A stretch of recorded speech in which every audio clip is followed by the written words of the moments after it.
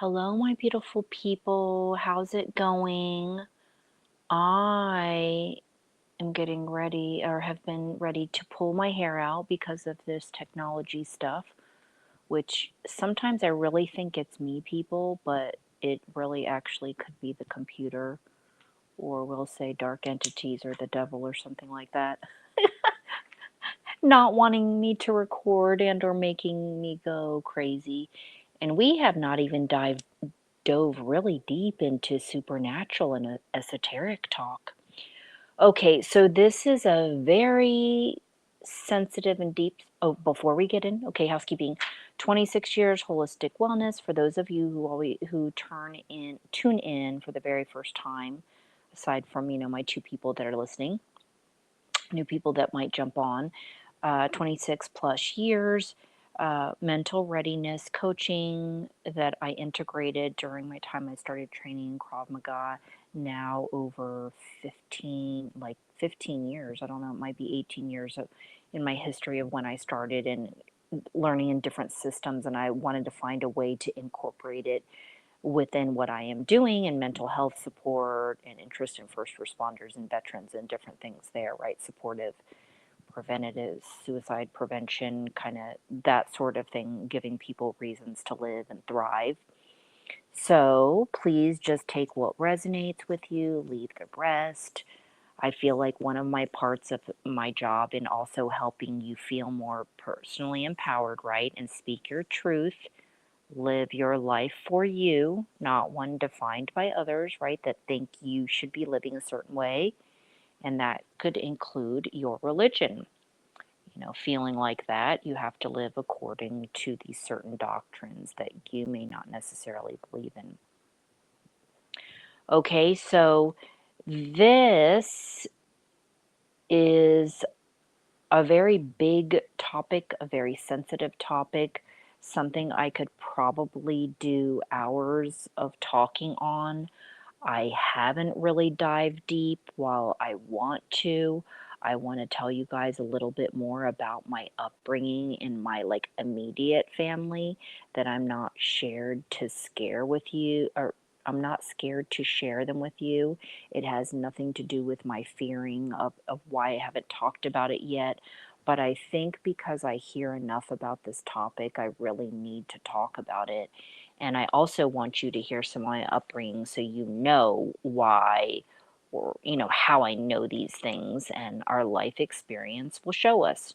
So it's not just like, okay, I studied this or whatever it is. It's just as I studied and learned, now I can integrate and I can back up like, okay, that's what that was about, including personality disorders, which I never knew anything about. And my story is basically rural Pennsylvania girl, pretty sheltered, moving to the city. I consider Sacramento, now it's become very, very congested and big time.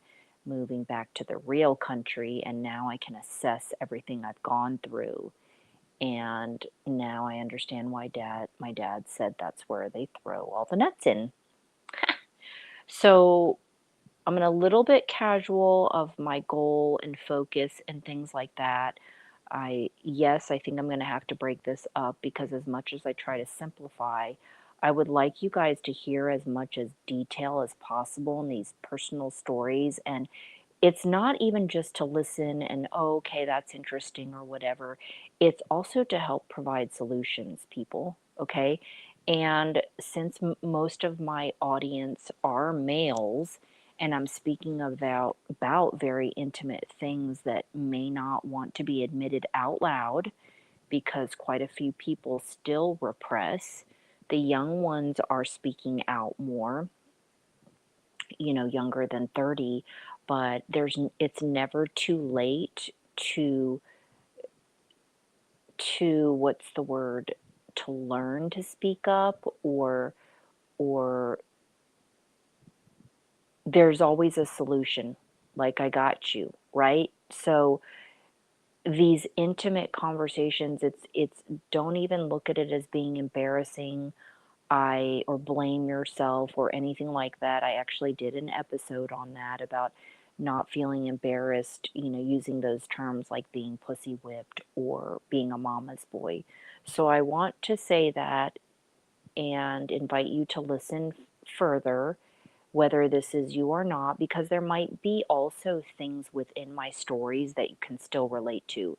Because I think in any relationship, there's some sort of, well, yes, the give and take, I guess, and a push and a pull, depending on the type of personality. Um, I don't know to say like two kind of relatively undramatic people. I don't really know how those relationships go that don't have very many challenges. But anyway, I'm understanding and of your situation, and I want to show you how I'm understanding if this is you. And maybe it's not your significant. Maybe it's just someone you're dealing with, like a boss or something like that. But today, okay, so with all of that, is that this is not a bashing. This is because I'm going to talk about my mom and I have the freedom to do that. I know that my family members, they more so are intrigued and they understand. They will still back her up on their sides of the story because they do, a couple of them do talk highly as kind of like she was like a tiger mom, and the strength in her, which she was, and I am at peace with her. I didn't, the long story short of it is that we didn't get along. I didn't grow up with her, and I didn't like her, and I did question whether I loved her or not, which is definitely a very strange thing to say about a parent.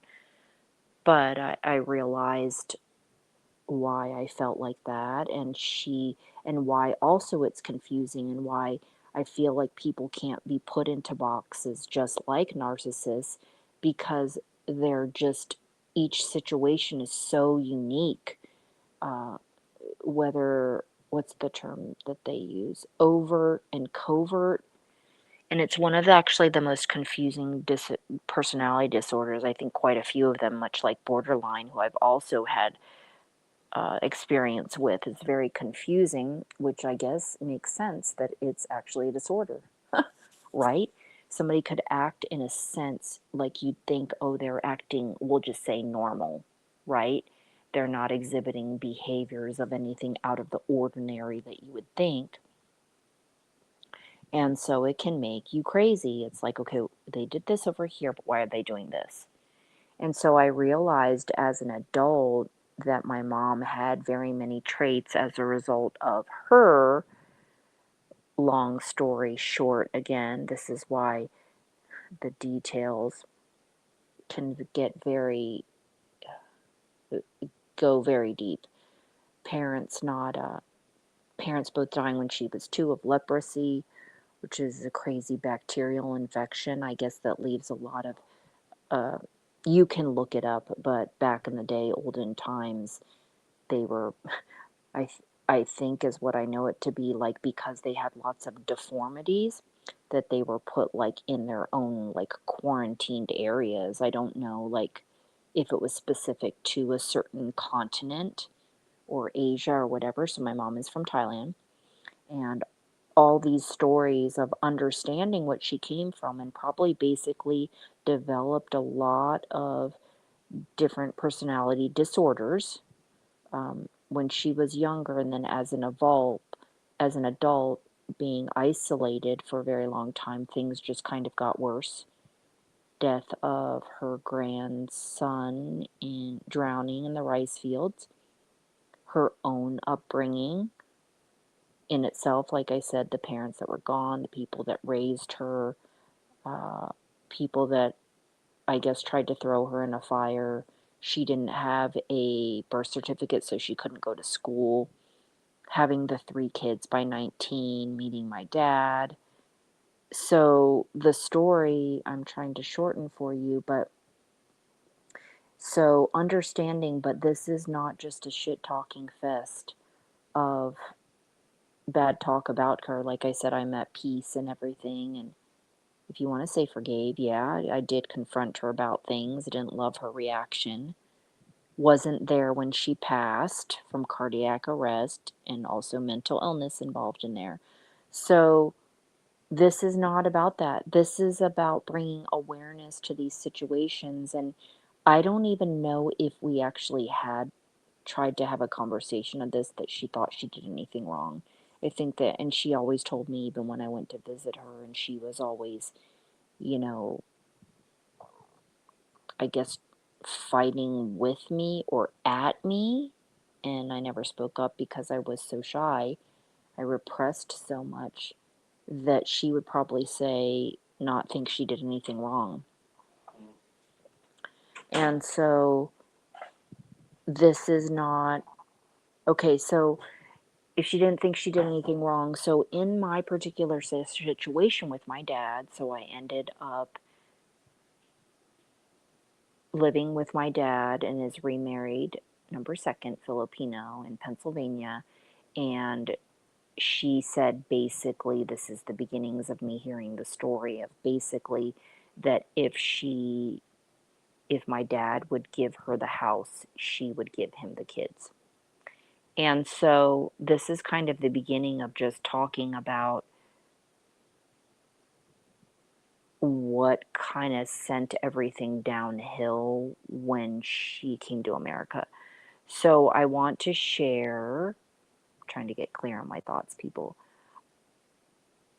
what American culture has done or had done to my mom and my stepmom number three in particular, and the people that they became, in some aspects kind of like monsters.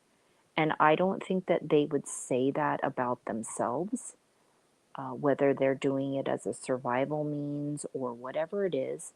But again, this is not about that. This is kind of just to showcase, and also showcase, or as in like put it out there and speak my truth about it, because American pop culture, I don't feel has ever brought to the attention the how prevalent it is for actually women to be abusing men physically, emotionally, mentally, whatever it is, and that it does happen as well, and it happens more than we think.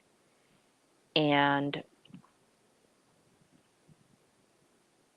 I don't know how many cases there are of this deals with the women actually being beautiful, but I bet you that it is a very high percentage. And I finally am talking about this again today because it was brought up by my homegirl. We were talking, and again, the story was validating to me again that it needs to be talked about.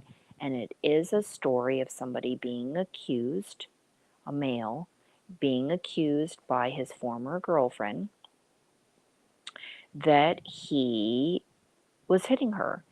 And it was so out there and off the wall that it, not off the wall, just off the chart in the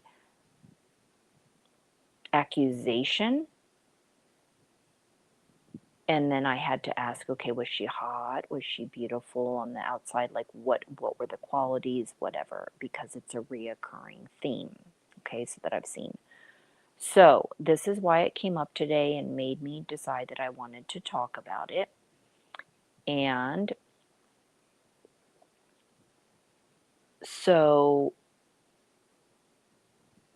I brought up American culture's influence. The other thing that I can also get into in the other episodes, we'll see. I'm going to have to see how I can integrate it on a simplistic level. Another message of basically choosing somebody based on their looks, getting serious right away or banging right away, and then realizing these certain things about them maybe that you don't like, and you were just going off of thinking of with your dick, or we'll just say puss, right? Because this is both ends. And maybe they are manipulating you or the person using sex, or words, right, to make the person stay with them, right, to suck them in. Maybe they're manipulating in terms of the whole using sex against them. Um, I also, I'm not writing this down, people, so I'm kind of as I go and trying to talk slow, have had my male friends in the past, we will say 15 years, probably 15, that have actually shared with me. A few of them have said, yeah, they tell me stuff that they've never told anybody, but they were actually being hit, had been hit by their ladies. And so I can name of at least 3 or 4.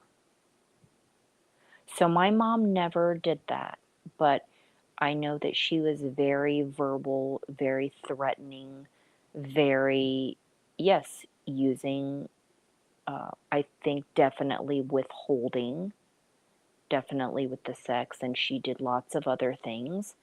And while she felt and know, I know that she, because she had to, almost, she had to rely on her looks.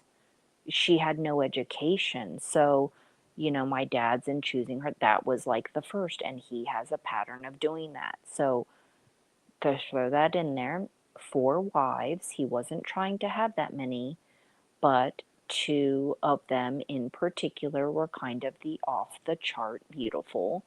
And I do know that he was a quiet man, and while he thinks that he may be have been in love with these people, I think in my calculations that it was more of an infatuation and different things going on there that I don't even think he knew of at the time.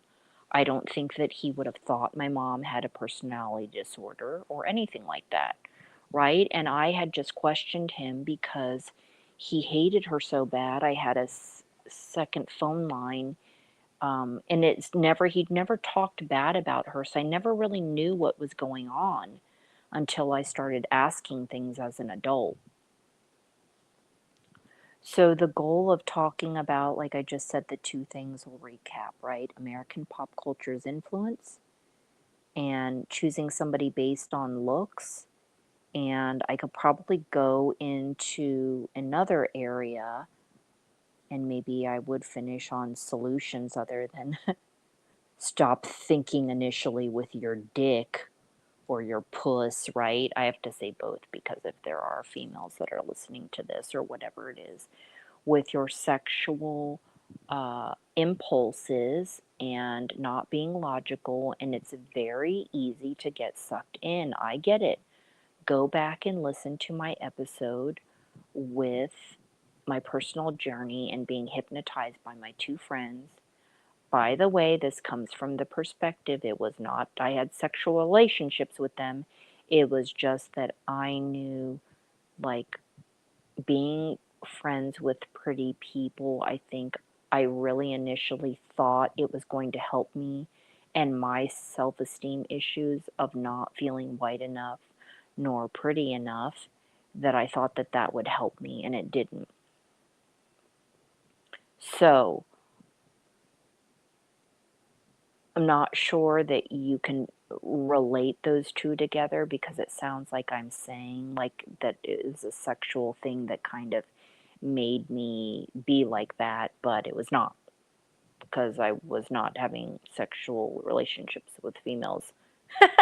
At that point, I was like, even though I appreciate from the waist up beautiful women, I mean, I appreciate whatever body types and things like that.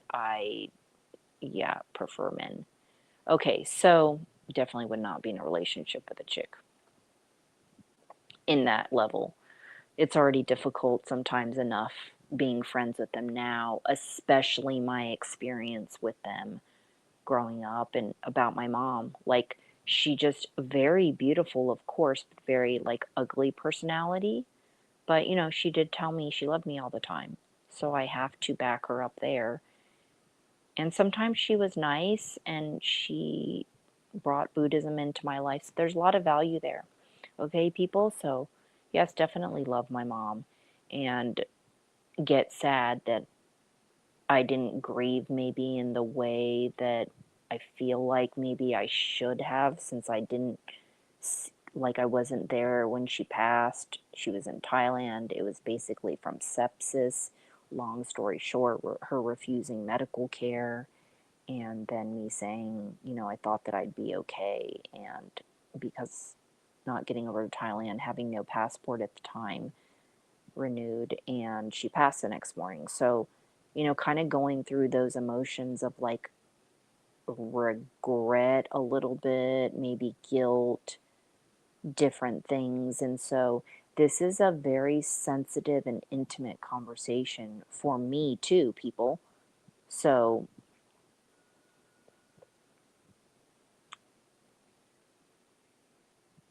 I'm going to pause on that part.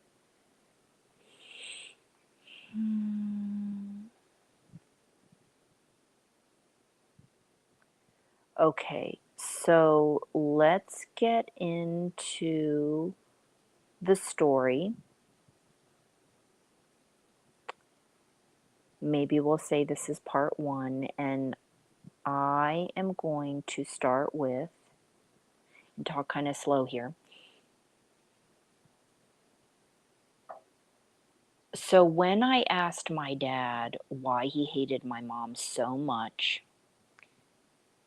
and I don't know at what point he said this, but it was just crazy to hear my dad say this out loud, because he's a West Virginia farm boy. He's kind of antisocial, introvert. He played baseball. He was drafted into the military in Vietnam artillery unit. He was not on the field, but he definitely came back, and when he educated himself about that we should not have been there and everything involved, he's written me about 4 pages on it that I need to review again. Uh, he's a very educated person, so things I know about him, there's a lot of respect there. I think he spanked me once because I was a jerk face to my stepmom. Just to kind of, again, like, speed it up with you just kind of a little bit about him. He's a pretty rad guy. While he did, yes, call me stupid when I was younger and I wanted to die and run away and all that sort of stuff, we ended up making up in a sense, right? So, and he's always liked Asian women, and he loved traveling, and he was doing all of that, and so that's how he met my mom in Thailand. I don't know the timing of exactly if it was like when he was in the army or whatever it is. So he had told me, when he was telling me, right, that my mom, of hating her, why did he hate her so much?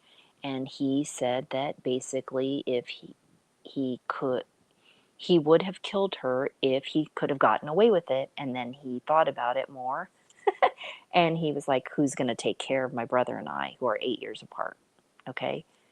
So my mom had 5 kids total. So I don't know if in this episode I already said it. 3 by 19, right? 3 by 19 different people, including a monk. And then she had my brother, and we're 8 years apart. So we had the same parents. Okay, so let's try to keep it all together. Okay, he made that comment, and that was wild to hear, and actually to hear somebody say that out loud. So it made me probe further, like, what was so bad, right? Okay, so when he brought her over here, he had always said she was a nice lady and his first love, and he went home with her. I think he said, did he call it the disco, the very first night or whatever? And he they came to America specifically. I don't know if they went West Virginia first with my grandmother or Sacramento, but basically what happened is, as she was exposed to culture and she started playing cards in the neighborhood with the ladies, her lady friends, they started talking about how much money you could get from your husband if you divorced them. So, because she grew up so poor, this is the only way that I can see, right, that this was enticing, is that maybe she, when she started gambling, she got kind of maybe like addicted. Is it a thing in the Asian blood? Or is it the poor family thing? I'm not sure. Maybe she got addicted to that money that she was when she was playing cards, and they kept giving her these ideas because they were doing it as well. And then it was leading down to the road of her being gone all of the time, and we were with babysitters, and that's why my dad also wanted a divorce. So I don't know in the events of things when and what how things happened, but I do know he said basically she started making up, this is all leading up to the divorce, right? I think they were together 12 years, that she started making up lies about him. Basically, whether it was abusing her or physically abusing her or all sorts of things. Maybe she threw in there questions about uh, other stuff, I don't know, involvement with the kids, like, inappropriatenesses, or I don't know all the details because I didn't dive in and ask him, and he definitely doesn't want to remember those sorts of things or can't remember all the details, but very jerk things. And she was turning. She was turning on him and she was changing. So I think this is another part of what's disgusting me about culture, is that changing the beautiful soul that maybe she was before, yes, traumatized and all of that, but if you intermingle somebody having mental problems and then you throw the mix in there, who knows, right? It's going to happen. I don't even know during that time that she thought she was doing anything wrong, people. That's what's so fascinating. Narcissists and feeling like, maybe the sense of rightness or whatever it is, and then being able to balance your stories, and then telling my stepdad, which he believes is his truth, that the reason she gave us to my dad was because she couldn't take care of us. And that doesn't make sense because he was making good money and could help her. And she was doing nails maybe at that time. Like, so that part doesn't really make sense.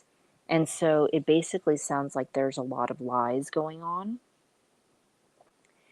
And so this is what was going on there with my dad. And so the divorce, so they split, right? She said, "Give me the house, I'll give you the kids." And not soon after, right, she became more serious with my stepdad, who became also a figure in my life, very important figure, and love him very much for being around for me, and he is the reason I went back every summer, because as a teenager it was really so terrible with my mom's comments with the whole, my punk rockness and short hair, why you want to look like a boy, why do you want this, why do you want that, why do you want that, everything over and over and over again, and it just left me more disgusted and angry with her and repressing, not being able to speak up. And so she was always about being pretty, right? Why do you want to look like a boy? Why don't you want to be pretty? So these are kind of the beginnings, people, of the whole not feeling worthy, valuable, nobody wants me. I wasn't really getting along with my dad at the time. I was jealous of my stepmom, and we never really got close, but she held space for me, right? She was present. She's a beautiful person. And so my dad, was my main role model, teacher, educator. A lot of a lot of who I've become is from him. A lot of it, even though it annoyed me how I felt like when he explained, it was kind of like, was that no to that? So we laugh about it now. And so we're all good now. But he also regrets a lot in his life and now deals with it almost 85 years. I know that 85 years old, he still reminisces. And he's not, he and my brother don't talk. I got them to talk after 15 years, and now they're not talking again. And so this is the stage that we're out at, is I think that's enough information to give you that as an adult, she became basically more mentally ill and different things like that. But I don't know that you guys need to hear the story. Basically, it just talks more about holistic mental health, isolation, trauma in your life can send you downhill. And I almost started to think she actually, in the isolation, became schizophrenic.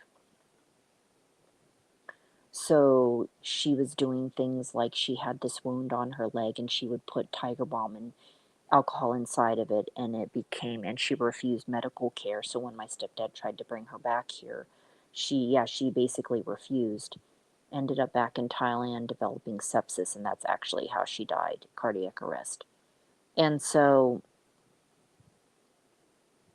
people don't view her, even when I tell my dad, I think he's intrigued by my observation, but he would have not really declared her or diagnosed that of her. But again, people, when you're not around a lot and working and or seeing people 24/7, and my stepdad was gone a lot too, until later in life he actually saw there's a lot of things that go down, and it also is not so easily just to divorce somebody, because again, what she would do is probably manipulate, right, and take him for half and everything that he's got, even though she's had become calmer later in life, even if the mental illness is all that it was, is that she became calmer, and she may not have reacted in that way, but still, you know? So, however you want to look at it, is they're both really great men, and I don't look at it like that they were, I don't look down on them. Let's just say that. I can look at it from a very logical perspective and understanding perspective, and both caring and loving somebody. But at the same time, too, I think with age too, my dad became more empathetic about her situation, and she always asked about him. So it's very confusing. I think my dad was confused that she asked so much about him. So he's probably curious what happened. Um, but he's all good now. The second one he would have stayed with, but there were things involved with that situation, with a daughter with also mental illness, a stepdaughter. So different things affected. The third one, I'm not here to talk about that, but basically just want to say the same thing, is that culture, I think, wrecked her and a lot of the goodness, and that's very disappointing. And the fourth is the one and done. It is true love. Yes, there is a huge age gap that people would judge, and American culture would totally judge them. And he is not rich. And I did do a show on them, and she's definitely an old soul, and it's meant to be. And I'm glad that he has found somebody so loving. And I think she was surprised at my embracing of her and understanding the situation, and opened my arms and heart to her. And so, yes, I'm very happy for that situation. he may regret or feel bad or that it happened so later in life, and know the plan was not to have 4 wives.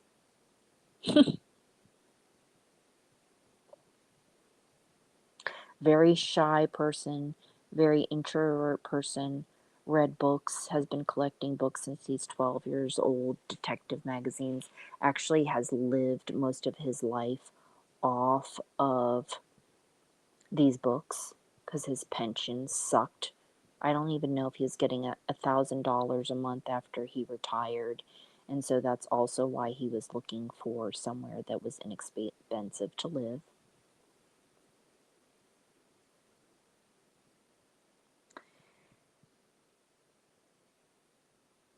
I don't know if I will add more to this episode, people, but I do feel like I'm glad with that, with very little notes, I kind of could give you an overview of the overall picture of my life.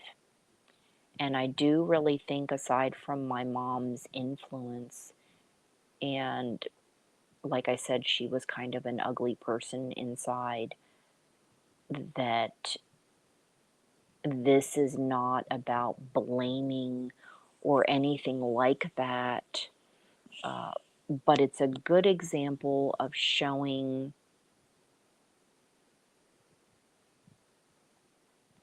how I could definitely list some advice in how to deal if you want to stay in these situations, because really it's personal choice, whatever the reason is that people either stay or want to divorce and don't.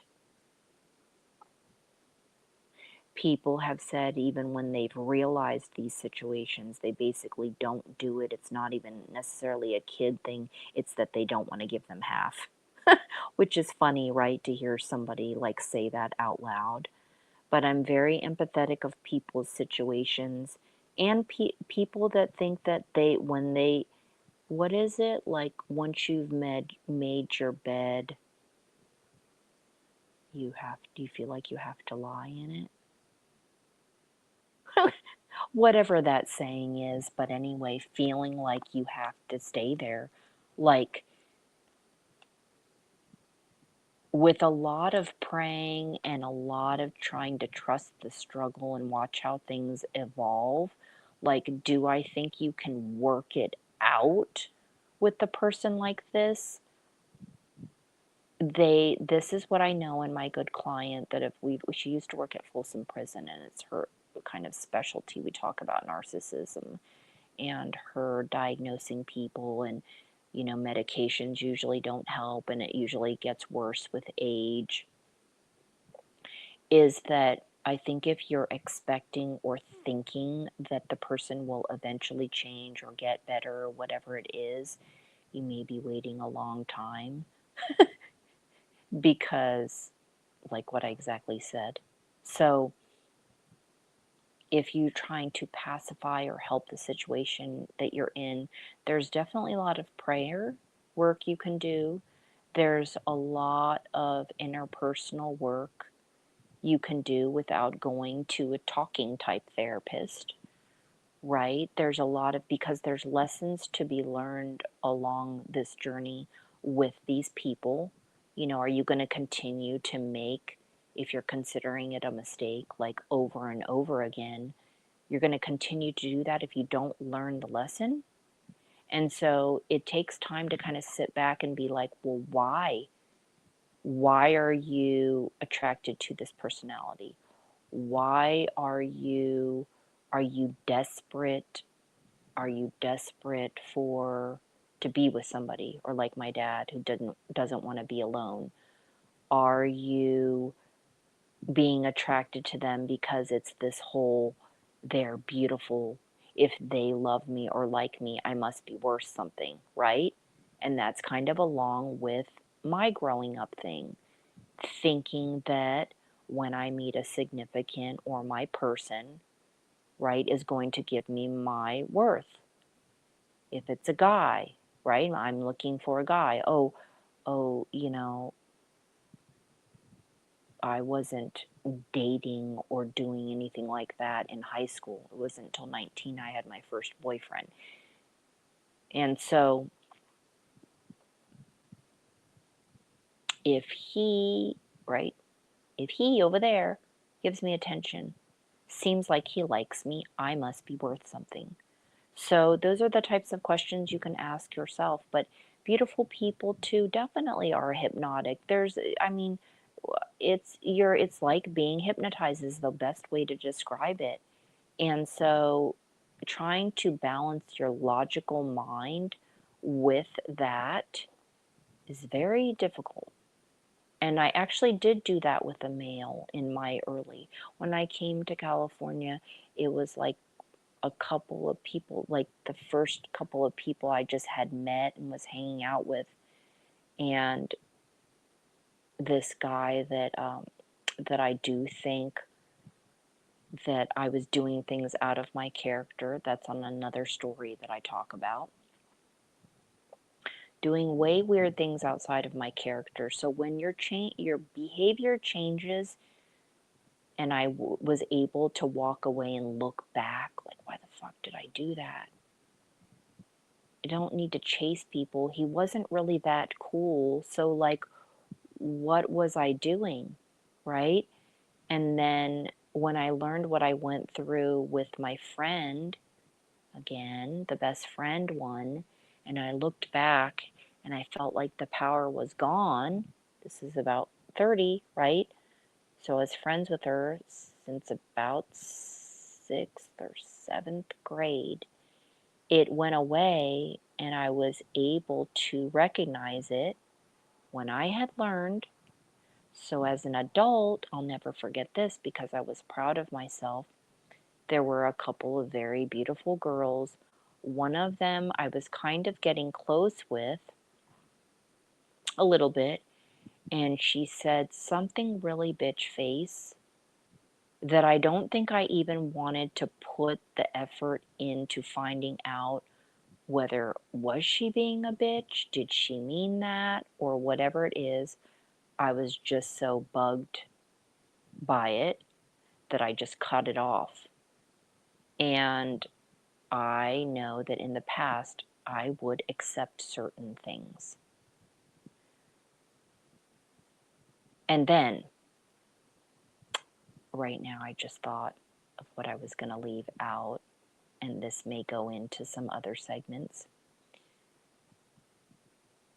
I was talking about with my daughter, which is why I thought this might be a good way to have a debate on why it doesn't get talked about with women in pop culture doing this, right? And she brought up a very interesting point that she also said when it comes to murder is that women are smarter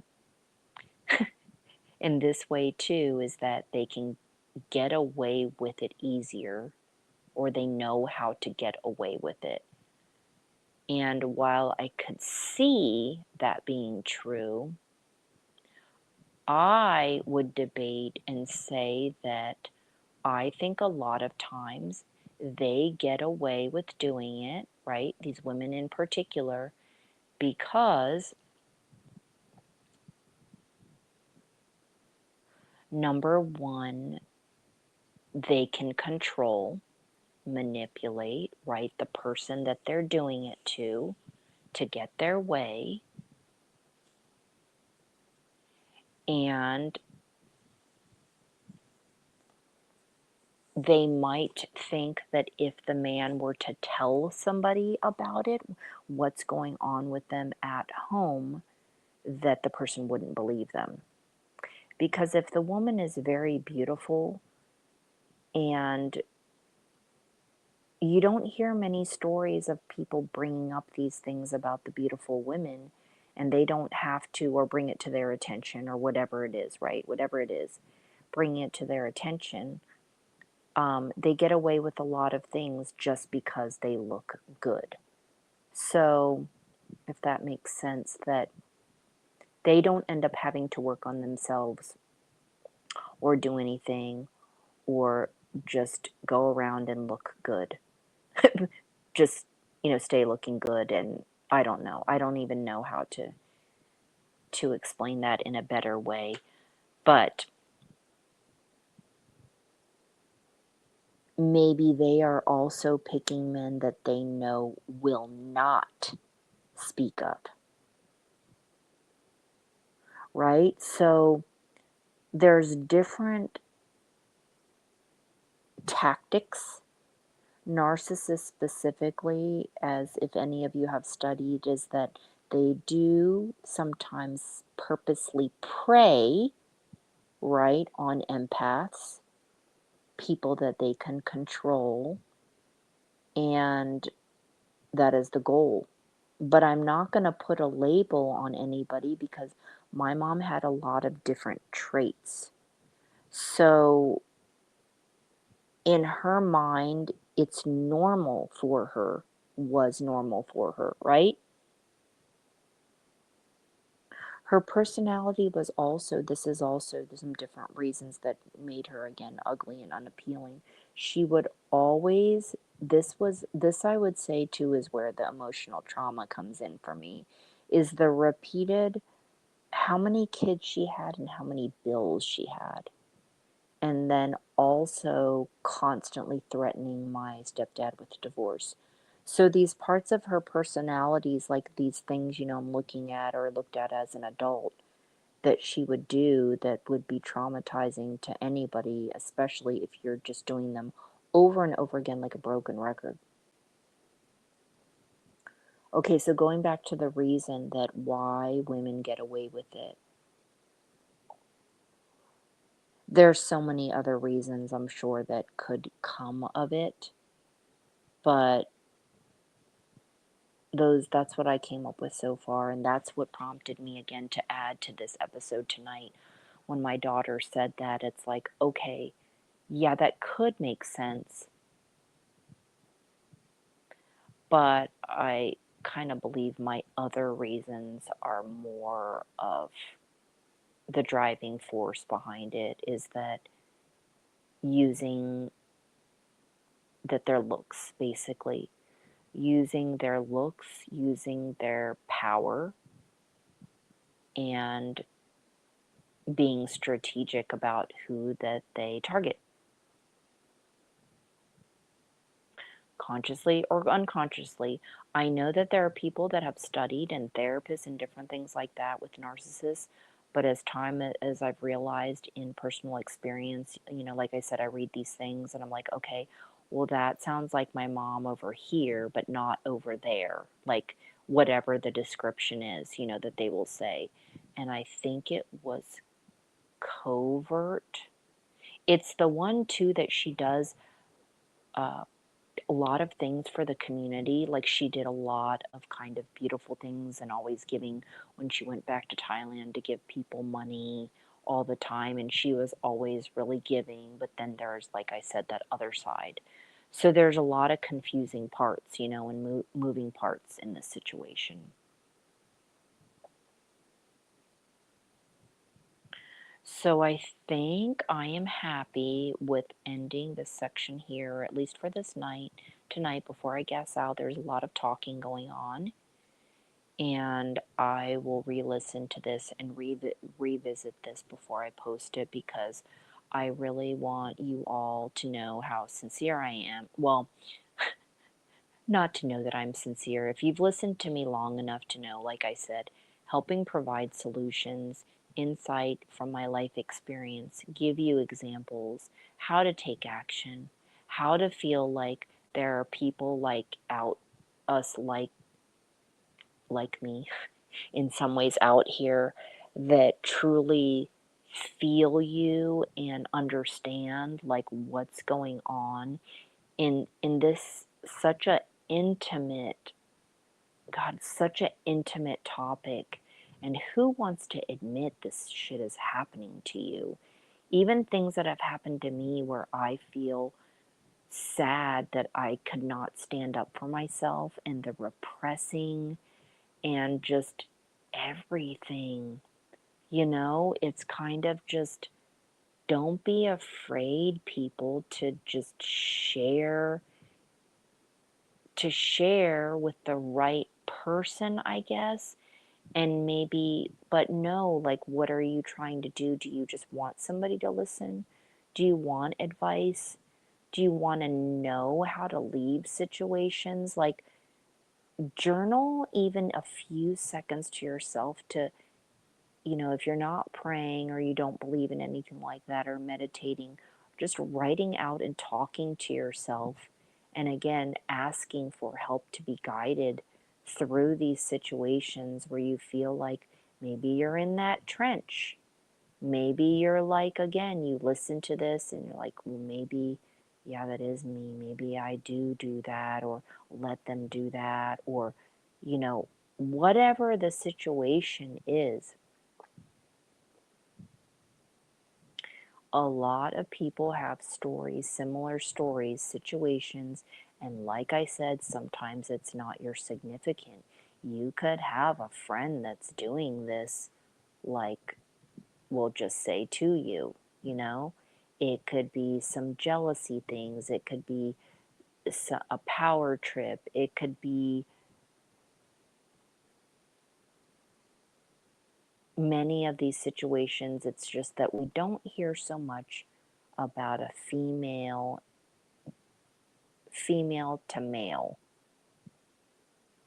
I can't even.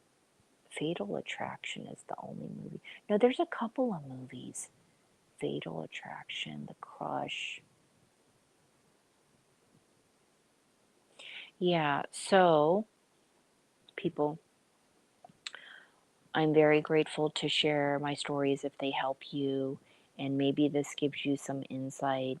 And I will see if I want to continue on with this series and if there's anything that I left out.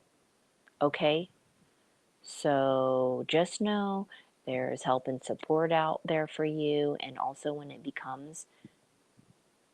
comes to healing, no, it doesn't always have to be through talking the pain and talking about it. There's other different sorts of things, including energy medicine. I've talked about this before with my flower essences. Deep things that can provide healing.